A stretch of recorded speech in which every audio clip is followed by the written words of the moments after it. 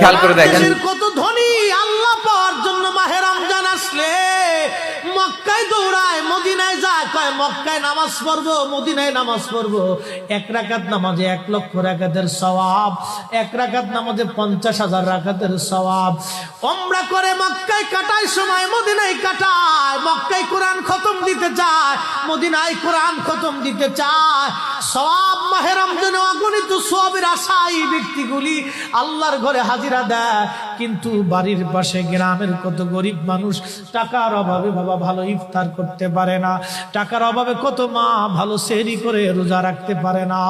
এই ধনীরা এই গরিব মানুষের ঘরে খাবার না দিয়ে আল্লাহরে পাওয়ার জন্য মক্কা মদিনায় দৌড়ায়। আল্লাহ ডাক দেখো বান্দা একবার মরে দেখ, কায়দা মতো জুতা দিয়ে পিটামো, আমার বান্দারা না খেয়ে ইফতার করবে, আর তুই আল্লাহ পাওয়ার জন্য মক্কায় আইছো, এমন আল্লাহ আমি ধরা দেব না।